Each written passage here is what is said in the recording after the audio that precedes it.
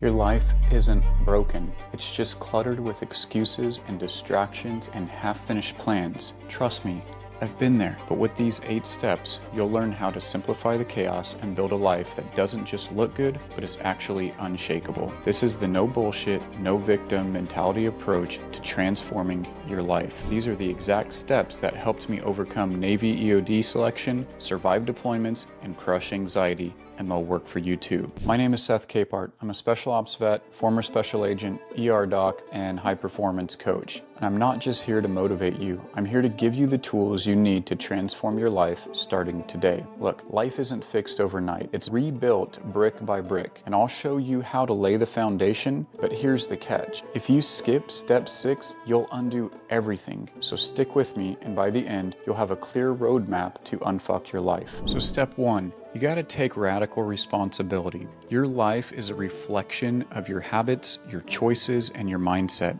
It's not about playing the blame game. It's about owning what happens next. When I was in the Navy, I couldn't afford to blame circumstances when things went sideways.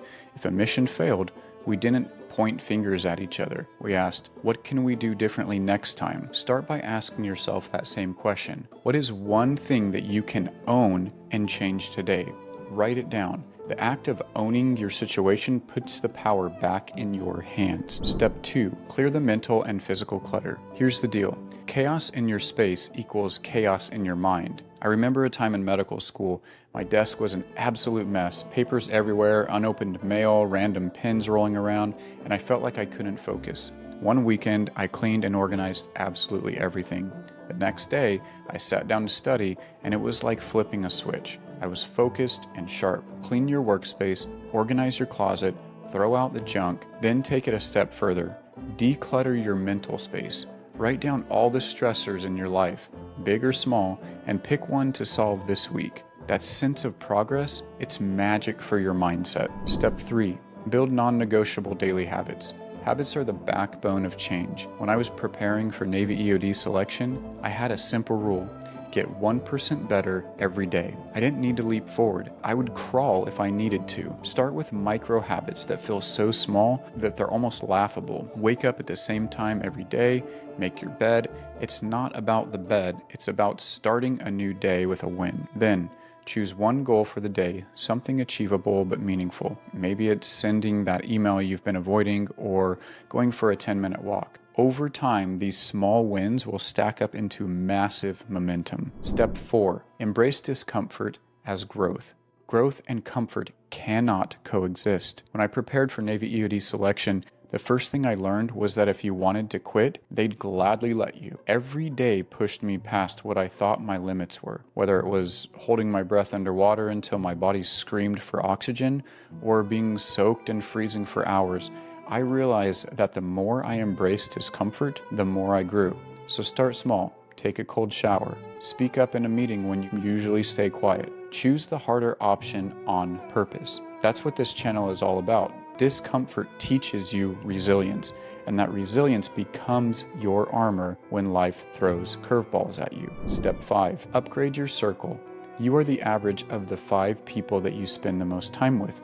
If you're surrounded by negativity, complacency, excuses, it's no wonder you feel stuck. In the military, being surrounded by high performers raised my game. It wasn't just about competition. It was about camaraderie and accountability. Take inventory of your circle. Ask yourself, are these people pushing me forward or are they holding me back? Seek out those who challenge you, mentors, friends, online communities. And if you can't replace negative influences immediately, set boundaries. Limit the time and energy you give to those who drain you. Step 6, master emotional resilience. In medical school, anxiety almost took me out. I'd have panic attacks so severe I thought I was dying. But here's what I learned. Resilience isn't about never feeling anxious or stressed. It's about managing it when it shows up. Breathwork, mindfulness, journaling became survival tools for me. Start by mastering your breath. Try box breathing. Inhale for 4 seconds, hold for 4 seconds, exhale for 4 seconds, and hold for 4 seconds. This calms down your nervous system and it sharpens your focus. I actually learned this when I was going through one of my special operations courses. Journaling helps too. Dump your thoughts out onto a piece of paper. Then, Rewrite the narrative with solutions and affirmations. Over time, these practices will build mental toughness that keeps you steady in chaos. Step 7. Define your mission and values. Without a mission, you're drifting. In the Navy, every operation had a mission, a clear objective that dictated every decision we made. The same clarity changed my personal life.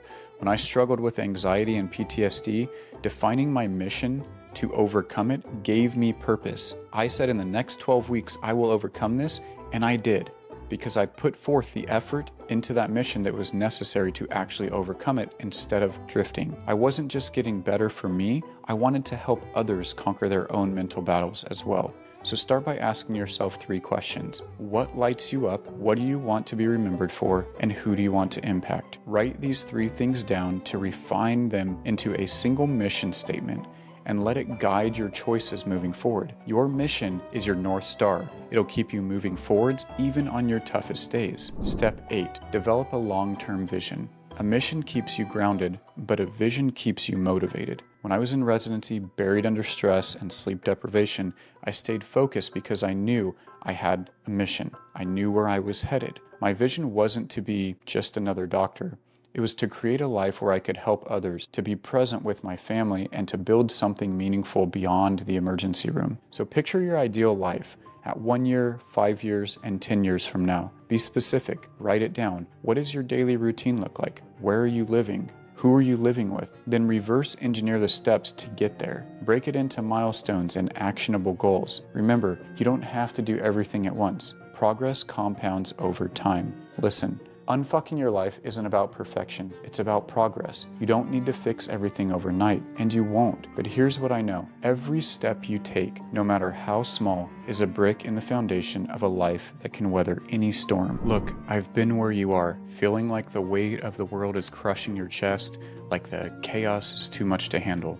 But I am living proof that it doesn't have to be your story. You're not stuck, you're not broken, you're capable of more than you could ever imagine. You just need to take the first steps. That's all it takes to shift your momentum from barely surviving to being absolutely unstoppable. Think of your life like a boulder sitting at the top of a hill. Right now, it feels very heavy, immovable, but all it takes is one push, one decision, one habit, one step forward, and suddenly that boulder starts rolling down. And before you know it, you're not pushing the boulder anymore. It's pulling you forward with unstoppable momentum. But here's the thing, they don't tell you what happens after the boulder starts moving. That's when the real test begins. How do you steer it? How do you keep it from crashing? That's where step 9 comes in, and I'll be breaking it down in another video. This is your momentum. Don't let it pass. You've already started the process just by showing up here today and watching this video. You've made the decision to take control, to stop drifting and start building. Don't stop now. Start with step 1, own your shit, and keep going. Because the life you want, it's so much closer than you think. If this hit home for you, subscribe to the channel. Not for me, but for you. For the version of you that's tired of excuses, distractions, and feeling stuck. Hit the bell so you don't miss what's coming next, because trust me, step 9, it's going to change everything. And while you're here, drop a comment below and tell me what's the first thing you're going to tackle. I read every single comment and I'll respond to you. Let's make this a movement. Let's unfuck your life together. You've got this. I believe in you, even if you don't yet. I'll see you next time.